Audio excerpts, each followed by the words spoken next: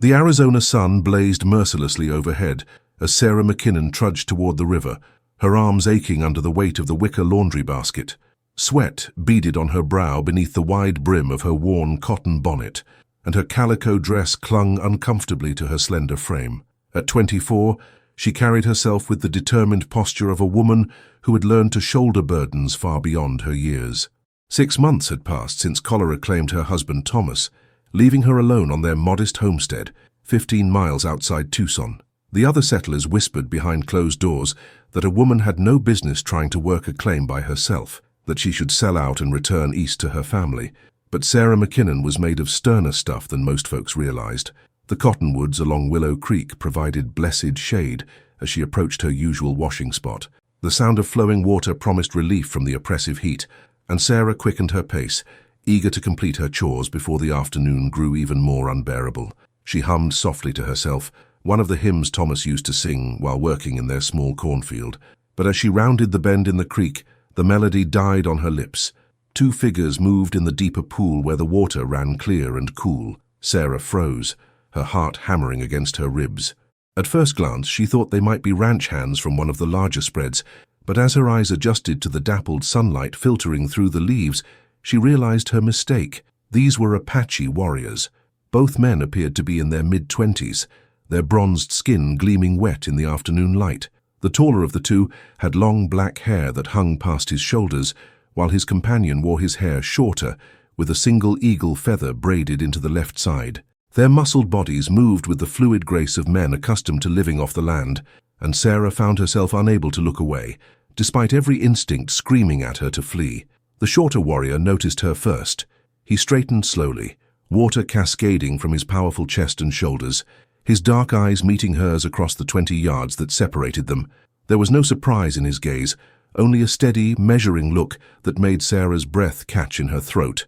"Running Bear," he said quietly, and his companion turned toward the riverbank. The taller warrior's reaction was markedly different. His hand moved instinctively toward where his weapons would normally rest, but finding nothing, he simply stood tall and proud in the waist-deep water. His eyes were the color of dark honey, Sarah noticed with a start, unusual for an Apache. "White woman," he said in heavily accented English, his voice carrying across the water like distant thunder. "You come to our bathing place." Sarah's grip tightened on the laundry basket's handles. Every story she'd heard about Apache raids flashed through her mind: burned homesteads, stolen cattle, families taken in the night. But these men made no move toward violence. Instead, they watched her with what seemed like curiosity rather than hostility. This is my washing place," Sarah managed to say, her voice stronger than she felt. "I come here every week." The shorter warrior, Running Bear, his companion had called him, smiled slightly. It transformed his face completely, revealing intelligence and humor that caught Sarah off guard. "Creek belongs to no one, woman. Water flows for all who need it." His English was better than his friend's, with only a slight accent coloring his words. "We did not know white woman used this place." The tension in the air was palpable, yet Sarah found herself strangely unafraid. Perhaps it was the way they spoke to her, not with the threatening tone she might have expected, but with a kind of respectful directness that reminded her of Thomas. "I should go," she said, taking a half-step backward, but something held her in place. Maybe it was the way the sunlight caught the water droplets on their skin, or the unexpected gentleness in their voices. She had been alone for so long, speaking only to herself and the occasional merchant who stopped by her homestead. "No need to go," the taller warrior said. He gestured toward the upstream section of the creek. "You wash your clothes there. We finish here soon." Sarah hesitated. Everything she'd been taught about proper behavior, about the dangers of being alone with men, especially Apache men, warred with a deeper instinct that these particular warriors meant her no harm. "What are your names?" she asked suddenly, surprising herself with her boldness. The shorter man answered first. "I am Running Bear of the Chiricahua. This is my brother Stone Wolf." He paused, tilting his head slightly. "You have a name, white woman?" "Sarah," she replied. "Sarah McKinnon." "Sarah," Running Bear repeated, testing the sounds on his tongue. "It means princess in your language, yes?" Despite everything, Sarah felt a smile tugging at the corners of her mouth. "You know Hebrew?" "I know many things," Running Bear said with that same slight smile. "Missionaries came to our people when I was boy. They taught words before soldiers drove them away. Stone Wolf said something to his brother in rapid Apache, and Running Bear nodded. Then Stone Wolf turned back to Sarah. "My brother asks if you live alone. He sees no man with you, no children." Sarah's chest tightened. "My husband died last winter. I manage our homestead by myself now." Something shifted in both men's expressions. Not pity, but a kind of understanding that spoke of their own losses. Sarah realized that in this violent territory, death and solitude were familiar companions to everyone, regardless of the color of their skin. "That is hard path for woman alone," Stone Wolf said simply. The unexpected compassion in his voice nearly undid her. Sarah blinked hard, forcing back the tears that had been her constant companions during those first terrible months of widowhood. "I manage," she said firmly. "Yes," Running Bear observed, studying her with those intelligent dark eyes. "We can see. You are strong, woman, like Apache women." The comparison should have seemed strange, even insulting, but instead Sarah felt oddly complimented. She had heard enough about Apache women to know they were renowned for their strength and independence. A comfortable silence fell over the creek. Sarah found herself studying these two men, who defied every expectation she'd held about their people. They were dangerous, certainly. She could see it in the way they moved, in the controlled power of their bodies. But they were also something else entirely. Honorable, perhaps. Noble in a way that had nothing to do with bloodlines or social position.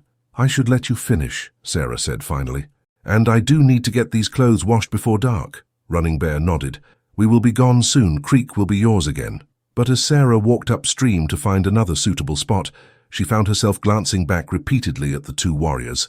Something had changed in that brief encounter, though she couldn't yet put a name to it. The loneliness that had been her constant companion seemed somehow less crushing, as if the simple act of speaking with other human beings had reminded her that she was still alive, still capable of connection. Behind her, she heard the soft splash of the men leaving the water, but she didn't turn around. Some instinct warned her that seeing them in their full glory might be more than her already overwhelmed senses could handle. Instead, she knelt by the creek's edge and began washing Thomas's old work shirts, trying to ignore the way her hands trembled slightly as she worked. The encounter had lasted less than 10 minutes, but Sarah McKinnon suspected her life would never be quite the same. 3 days passed before Sarah returned to Willow Creek, and she told herself it had nothing to do with the two Apache warriors. Her laundry simply wasn't dry enough on Monday, and Tuesday brought an unexpected dust storm that coated everything in a fine layer of grit. By Wednesday, she had run out of excuses. The morning air carried a hint of autumn's approach as she made her way down the familiar path, her laundry basket lighter this time. She had deliberately brought fewer items, though she refused to examine her motives too closely. The cottonwoods rustled overhead, their leaves already beginning to show touches of gold. As she approached the bend in the creek, Sarah's pulse quickened despite her efforts to remain calm. She had replayed their previous encounter dozens of times, analyzing every word, every glance. In the practical light of day back at her homestead, the whole thing seemed almost dreamlike. Surely she had exaggerated the intelligence in Running Bear's eyes, the unexpected gentleness in Stone Wolf's voice, but when she rounded the bend, there they were. This time, they weren't bathing. Running Bear sat on a large boulder near the water's edge, working on what appeared to be a fishing trap made of woven reeds. Stone Wolf knelt nearby, sharpening a knife on a smooth river stone. Both men looked up as she appeared, and Sarah was struck again by the lack of alarm in their reactions. "Sarah McKinnon," Running Bear said, as if her arrival was the most natural thing in the world. "You come back to river." Yes. I need to wash clothes," she managed, acutely aware of how her voice sounded higher than usual. Stone Wolf studied her for a moment, then made a comment in Apache to his brother. Running Bear's mouth quirked in what might have been a smile. "My brother says you bring less clothes this time. He wonders if you come to see us." Heat flooded Sarah's cheeks. "I most certainly did not. I simply didn't have as much washing to do."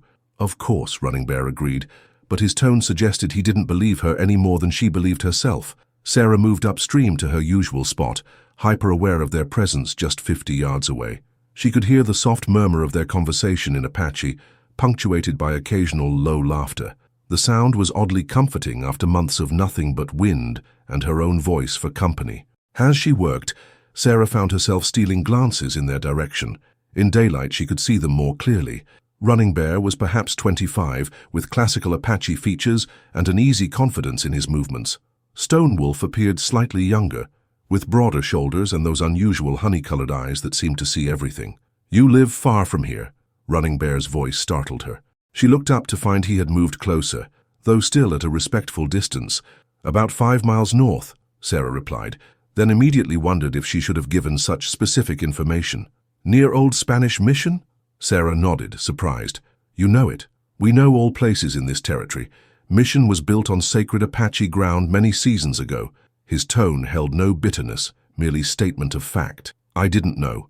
Thomas and my husband and I bought the land from the territorial office. We thought it was empty." "Land is never empty," Stonewolf said, approaching with his brother. "Always spirits of those who came before."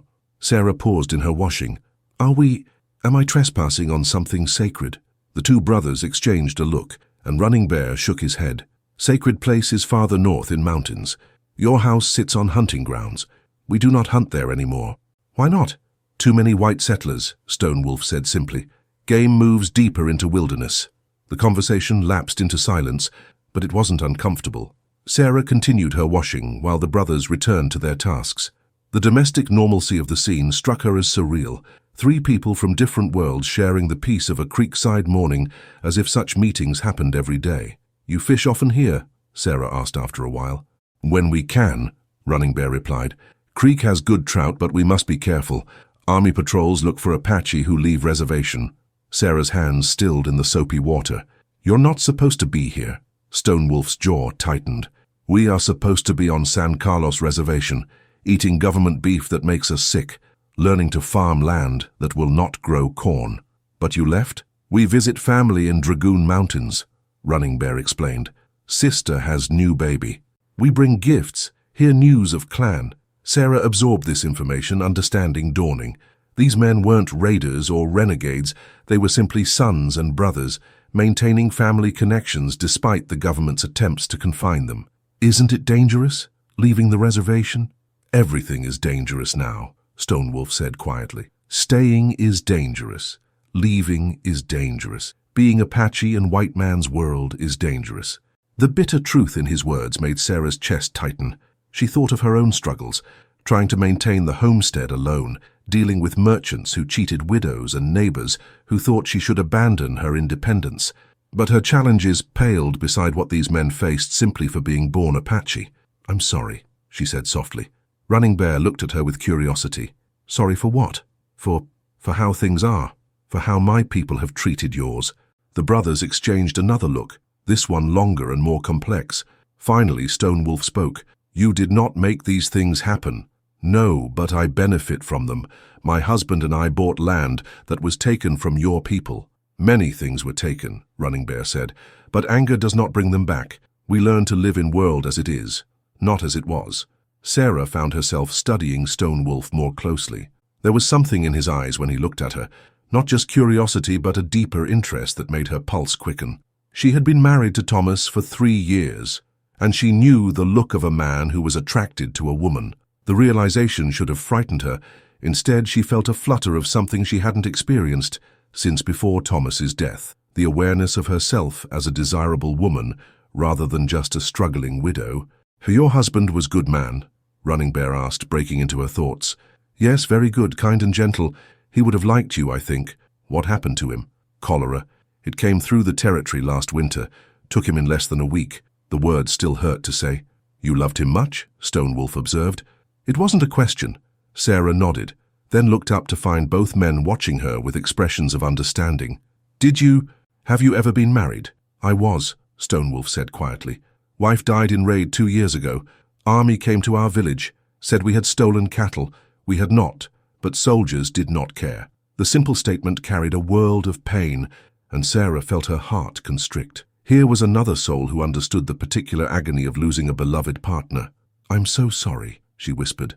Stonewolf nodded acknowledgement, then surprised her by asking, "You think of marrying again?" The question was so direct, it took Sarah's breath away. In her world, such inquiries were approached with elaborate social rituals and careful propriety. The Apache way of direct honesty was both shocking and refreshing. I don't know. Perhaps someday, when the grief isn't so fresh." "Grief stays long time," Running Bear said gently. "But life continues. Heart learns to carry both, sadness for what was lost, happiness for what might come. Their wisdom surprised her. These men, labeled as savages by most of her people, spoke of loss and healing with more insight than the preacher back in Tucson. As the morning progressed, Sarah found herself reluctant to finish her washing and return to the lonely homestead. The conversation flowed easily between the three of them, touching on everything from the best ways to preserve meat to their different creation stories. She discovered that Running Bear had an irrepressible sense of humor, while Stone Wolf's quiet intensity masked a poet's soul. When she finally gathered her clean laundry, both men rose as well. "You will come back to River?" Running Bear asked. Sarah hesitated. Every rational thought told her this was madness. Fraternizing with Apache warriors, even friendly ones, could bring down the wrath of the territorial authorities. But the alternative was returning to her world of crushing solitude. "Maybe," she said finally, "if I have more washing to do." Stone Wolf's honey-colored eyes met hers, and she saw a flicker of something that made her stomach flutter. "There is always washing to do," he said quietly. As Sarah walked away, she could feel their eyes on her until she disappeared around the bend. Her mind raced with the implications of what was happening. She was developing feelings for not one, but both of these men. The thought should have horrified her, but instead she felt more alive than she had in months. Behind her, she heard the soft murmur of the brothers talking in Apache. She couldn't understand the words, but somehow she knew they were discussing her. The realization sent a shiver of anticipation down her spine. Sarah didn't return to the creek for a full week, and when she finally did, it was with a basket of mending rather than laundry. She told herself she needed the better light by the water, but the truth was harder to admit. She missed them. Running Bear's easy laughter and Stone Wolf's thoughtful observations had become a bright spot in her increasingly isolated existence. The October air carried a crisp bite that spoke of winter's approach. Sarah had wrapped herself in Thomas's old wool coat, inhaling the faint scent of him that still clung to the fabric. Somehow, wearing it made what she was doing feel less like a betrayal of his memory. She found them working together on a travois, a wooden frame that could be dragged behind a horse to carry supplies. Running Bear was lashing crosspieces with rawhide, while Stone Wolf carved notches in the main poles with practiced precision. "Sarah McKinnon brings sewing to River," Running Bear observed with a grin as she settled on a sun-warmed boulder. "Next time you bring cooking pot, maybe." "Don't be ridiculous," Sarah replied, but she was smiling. "Though I did bring something."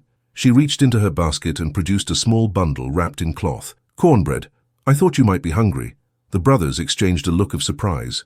Stone Wolf set down his carving knife and approached slowly, as if he couldn't quite believe what he was seeing. "You bring food for us?" he asked quietly. Sarah nodded, suddenly uncertain. "I mean, if you want it. I made too much anyway." Running Bear laughed, a rich sound that echoed off the water. "My brother thinks maybe you try to poison us. Apache are suspicious people." "I'm not trying to poison anyone," Sarah protested, then caught the teasing glint in Running Bear's eyes. "You're making fun of me." "Little bit," he admitted, accepting the bundle from her hands. "But Stone Wolf speaks truth. We do not expect kindness from white woman." Stone Wolf unwrapped the cornbread carefully, as if it was something precious. When he broke off a piece and tasted it, his eyes closed briefly in appreciation. "Good," he said simply, but something in his expression made Sarah's pulse quicken. They shared the cornbread while continuing to work, and Sarah found herself drawn into helping with the travois. Her hands weren't as skilled as theirs, but she could hold pieces in place while they secured the bindings. The simple cooperation felt natural, as if they had been working together for years rather than mere weeks. "Where will you take this when it's finished?" Sarah asked, running her fingers along one of Stone Wolf's carefully carved joints. "Back to reservation," Running Bear replied. "Our people need ways to carry supplies when government rations run short."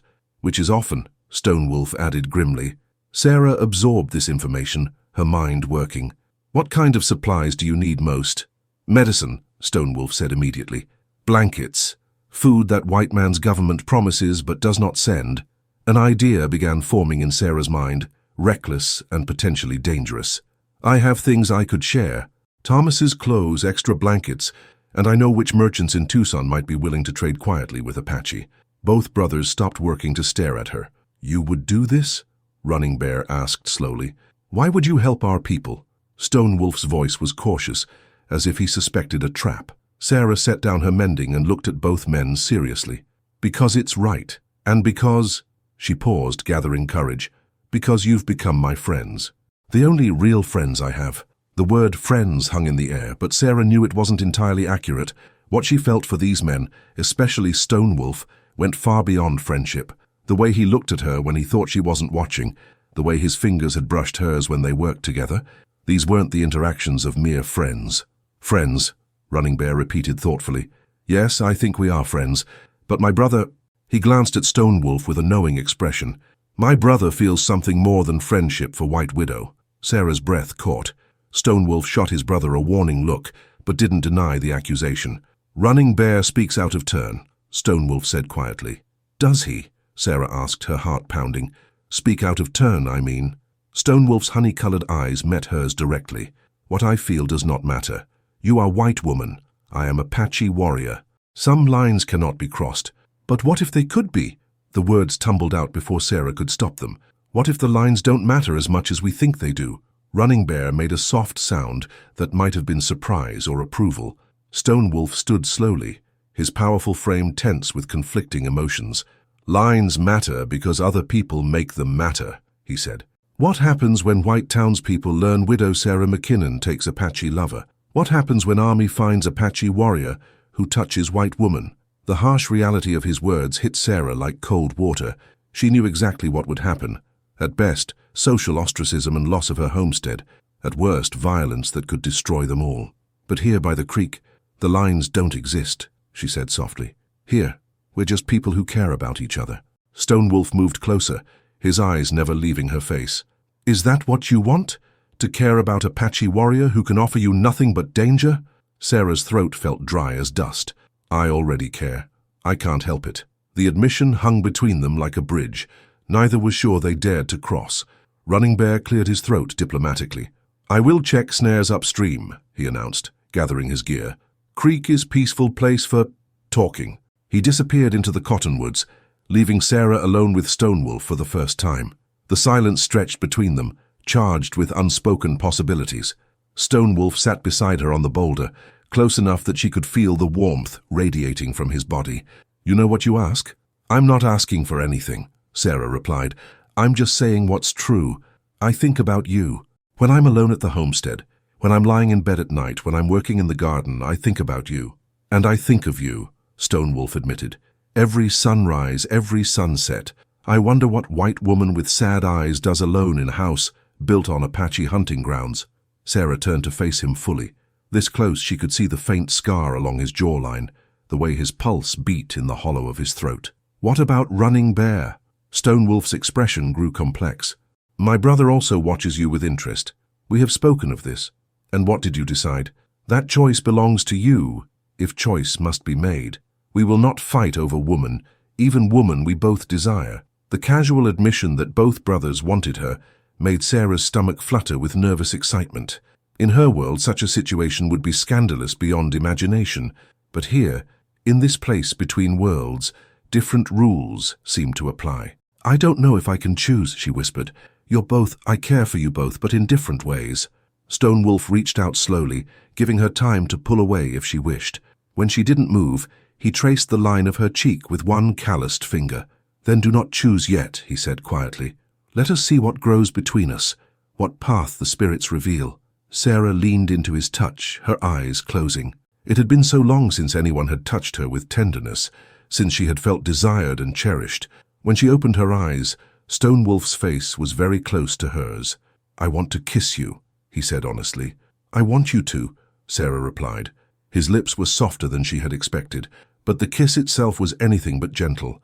It spoke of months of loneliness, of desire held carefully in check, of the desperate need to connect with another human soul. Sarah responded without reservation, her hands fisting in the fabric of his shirt. When they broke apart, both were breathing hard. This changes everything, Sarah said. Yes, Stonewolf agreed, but maybe everything needed to change.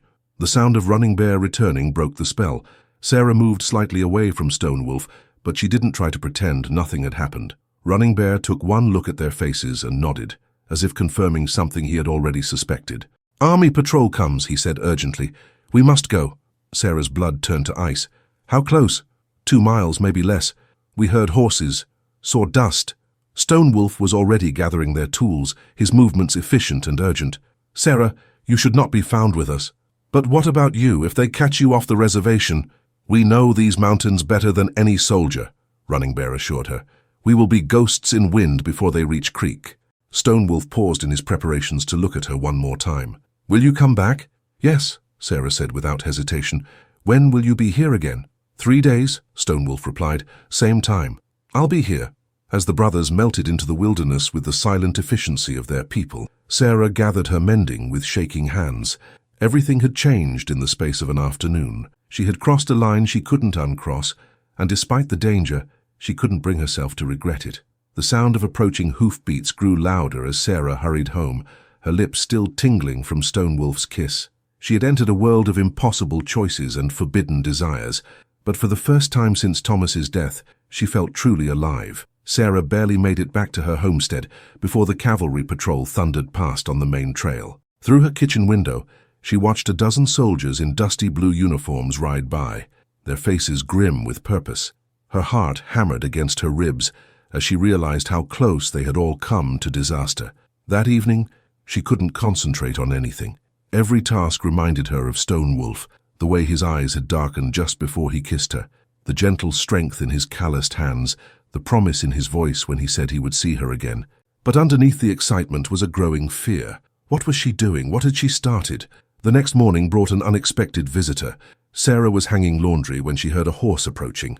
Her stomach clenched with worry until she recognized Bill Hartwell, the general store owner from Tucson. He was one of the few men who treated her with respect rather than pity, but his presence here meant something was wrong. "Morning, Mrs. McKinnon," Bill called out as he dismounted. He was a weathered man in his 50s, with kind eyes and a practical manner that Sarah had always appreciated. "Bill, what brings you all the way out here?" Sarah wiped her hands on her apron, forcing her voice to remain casual. "Wanted to warn you about something," he said, his expression serious. "Army's been asking questions in town about Apache activity in this area. Seems they got reports of warriors off the reservation." Sarah's mouth went dry. "Oh, Captain Morrison's convinced there's a renegade band operating somewhere between here and the Dragoons. He's got patrols scouring every creek and canyon." Bill studied her face carefully. "You haven't seen anything unusual, have you? Strange tracks, missing livestock, signs of camps?" "No," Sarah managed. "Nothing like that." Bill nodded, but something in his eyes suggested he wasn't entirely convinced. "Thing is, Mrs. McKinnon, Morrison's got a particular bee in his bonnet about this. Word is someone reported seeing Apache sign near Willow Creek, right where you do your washing." Sarah felt the blood drain from her face. Who would report such a thing? Could be anyone, ranchers, other settlers. Point is, you need to be extra careful. Maybe find somewhere else to do your laundry for a while." The suggestion hit Sarah like a physical blow. Willow Creek wasn't just where she washed clothes anymore. It was where she felt alive again, where she had found something she hadn't even realized she was looking for. "I can't," she said before she could stop herself. Bill's eyebrows rose. "Can't what?" Sarah scrambled for an explanation. "Can't find anywhere else with water that clean. The other streams are too muddy this time of year." It was a reasonable excuse, but Bill continued to study her with those shrewd merchant's eyes. "Sarah, you know I think highly of you. Your husband was a good man, and you've shown real grit keeping this place going on your own." "Thank you, Bill. But grit can turn into foolishness if you're not careful. If there really are Apache warriors in this area, you could be in serious danger. Maybe you should consider my standing offer to help you sell this place. Move back to town where it's safe." The suggestion made Sarah's chest tighten with panic. Leave now, just when she had found something worth staying for. "This is my home, Bill. Thomas and I built it together." "Thomas is dead, Sarah," Bill said gently but firmly. "You don't owe his memory a martyrdom." After Bill left, Sarah paced her small cabin like a caged animal. Every rational thought told her he was right. She should stay away from the creek, avoid any risk of being associated with Apache warriors. But the thought of never seeing Stone Wolf and Running Bear again was unbearable. 3 days seemed like 3 years, but finally Sarah found herself walking toward Willow Creek, despite every warning voice in her head. She had brought actual laundry this time, telling herself it provided legitimate cover for her presence, but her hands shook as she folded the clothes into her basket. The brothers were waiting for her, but something was different.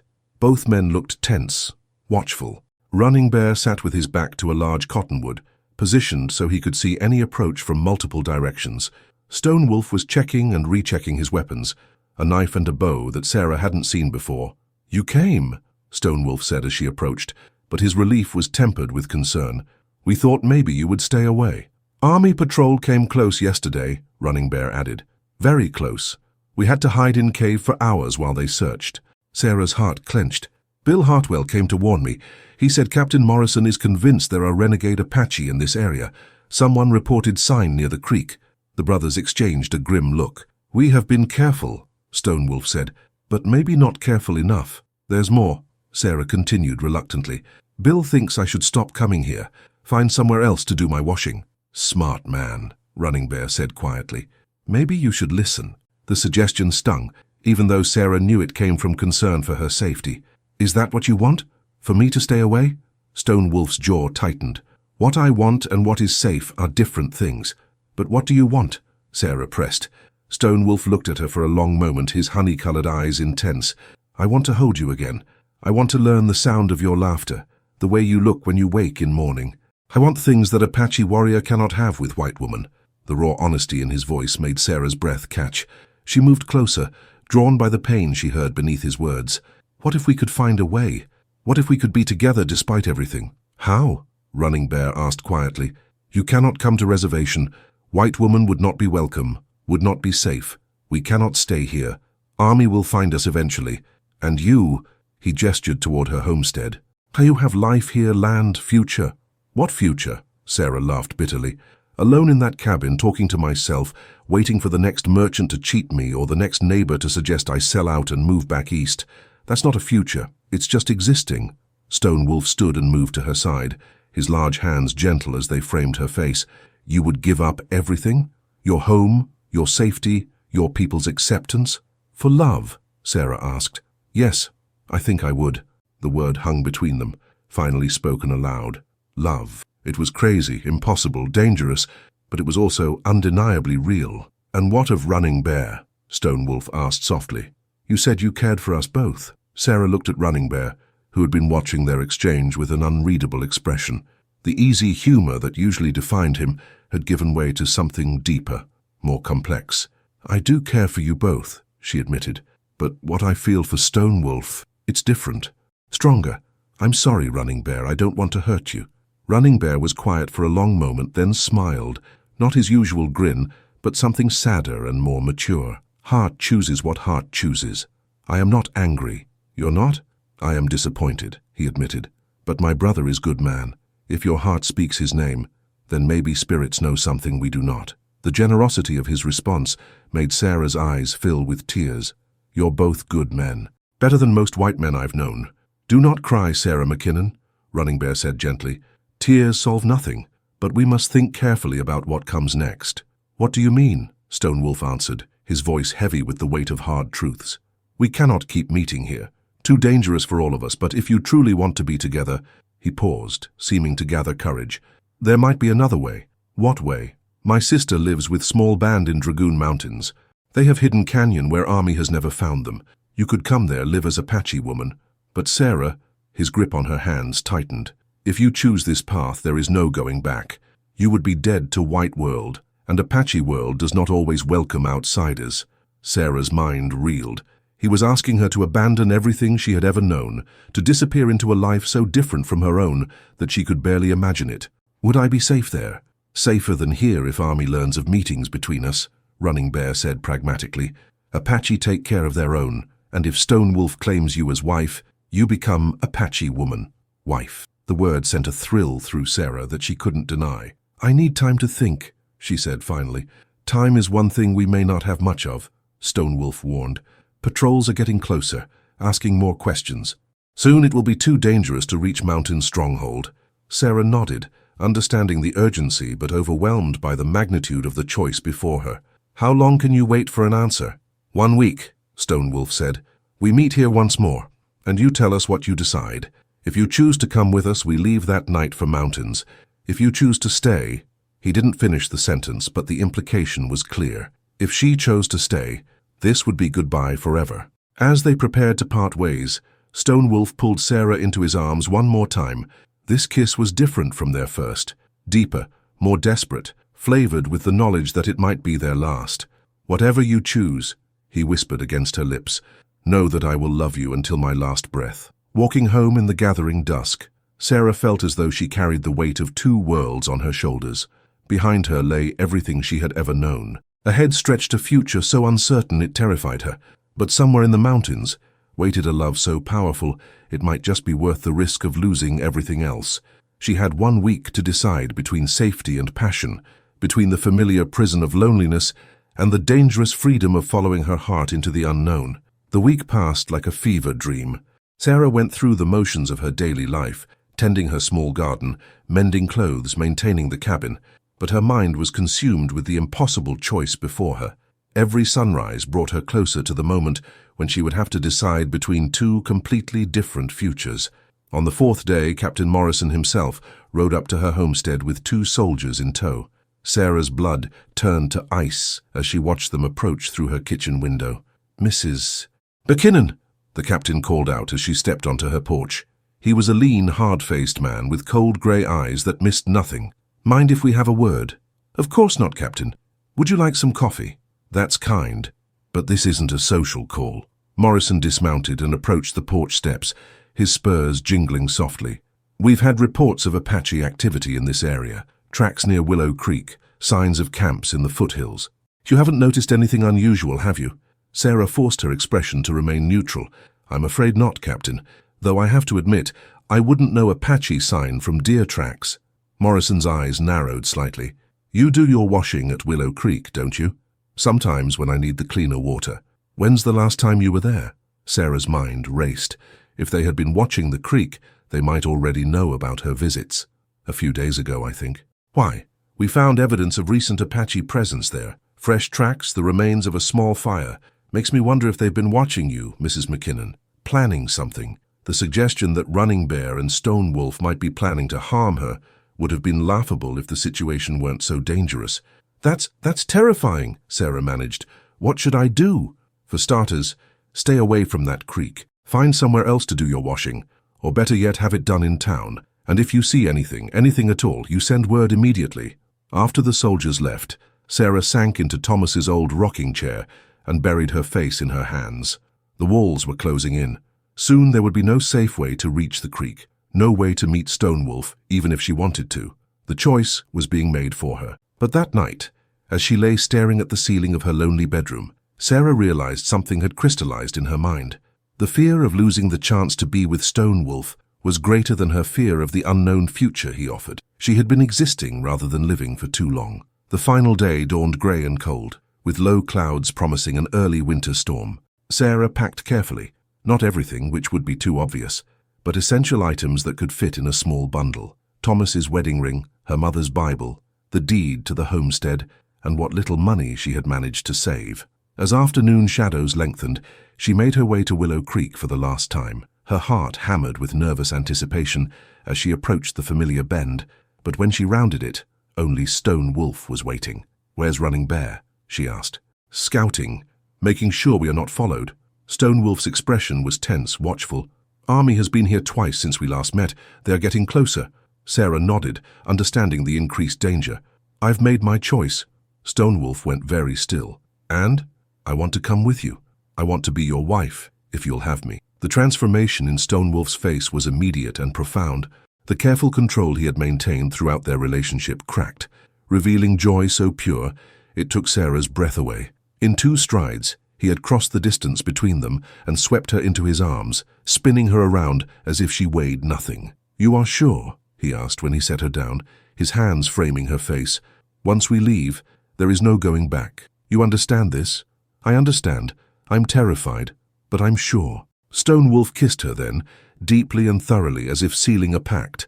When they broke apart, Sarah saw that Running Bear had appeared at the edge of the clearing. "It is decided?" he asked quietly. "Yes," Sarah replied. "I'm coming with you."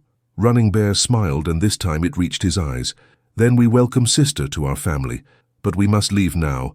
Storm comes tonight, and Army Patrol returns at sunset." Sarah looked back toward her homestead one last time. Somewhere in that direction lay everything she had ever known. Thomas's grave, the cabin they had built together, the life they had planned. But here, with Stone Wolf's hand in hers, lay the possibility of love and adventure she had never dared imagine. "I'm ready," she said. The journey to the hidden canyon took 2 days of hard riding through terrain Sarah had never imagined existed.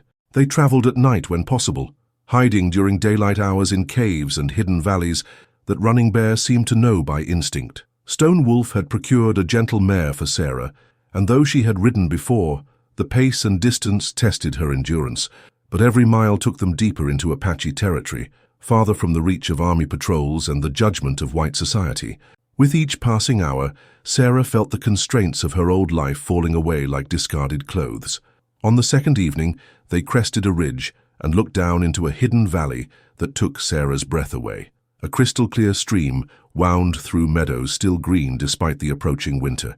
Scattered along the creek were a dozen traditional Apache wickiups, their dome shapes both foreign and somehow welcoming. "Your new home," Stone Wolf said quietly. As they descended into the valley, people emerged from the dwellings to watch their approach. Sarah felt her courage falter as she saw the curious, sometimes suspicious faces turned toward her. These were Stone Wolf's people, and she was an outsider asking to be accepted among them. An older woman approached as they dismounted. She was perhaps 60, with silver-streaked hair and intelligent dark eyes that reminded Sarah strongly of Stone Wolf's. "Sister," Stone Wolf said respectfully, embracing the woman, "I bring you Sarah McKinnon, who will be my wife." The woman, Stone Wolf's sister, Sarah realized, studied her with frank curiosity. When she spoke, it was in heavily accented English. "White woman chooses Apache life. You understand what this means?" "I'm trying to," Sarah replied honestly. "I know it won't be easy, but I love your brother, and I want to learn your ways." The older woman nodded slowly. "Love is good beginning, but Apache woman must be strong, must work hard, must put needs of people before own needs. You can do this." "I can learn. We will see." The woman's expression softened slightly. "I am Bright Moon. You may call me sister if you prove worthy of name." Over the following weeks, Sarah threw herself into learning her new life with the same determination that had kept her homestead running after Thomas's death. The Apache women taught her to build fires that didn't smoke, to prepare traditional foods, to weave baskets from pine needles and willow shoots. The work was harder than anything she had known, but Sarah found satisfaction in mastering skills that had sustained Stone Wolf's people for countless generations. More importantly, she began to understand the complex relationships and unspoken codes that governed Apache society. Stone Wolf was patient with her struggles, tender with her frustrations, and passionate in their private moments together. They were married in the Apache way 3 weeks after her arrival, with ceremonies that honored both his heritage and her willingness to embrace it. As winter deepened in the hidden valley, Sarah discovered a strength in herself she had never suspected. She learned to track game, to read weather signs in cloud formations, to find medicinal plants buried under snow. The Apache women gradually accepted her, first as Stone Wolf's choice, then as a person worthy of respect in her own right. Running Bear remained a constant presence, but the awkwardness Sarah had feared never materialized. He seemed genuinely happy for his brother, and his friendship with Sarah deepened into something like true siblinghood. One evening in late January, as Sarah and Stone Wolf sat by their fire preparing arrows for the spring hunt, he asked quietly, "Do you regret your choice?" Sarah considered the question seriously. Her hands were rough with calluses now, her skin weathered by sun and wind. She would never again attend a church social or buy ribbons from Bill Hartwell's store. In the eyes of white society, Sarah McKinnon was dead. But in Stone Wolf's arms, surrounded by a community that had slowly opened its heart to her, she felt more alive than she ever had. "No," she said firmly. "I regret nothing. This is where I belong." Stone Wolf smiled and pulled her close. Outside their wickiup, snow began to fall, blanketing their hidden valley in pristine white. Sarah listened to the wind singing through the pines and knew that she had found her true home at last. The woman who had once washed clothes by Willow Creek was gone forever. In her place was someone stronger, braver, and infinitely more alive.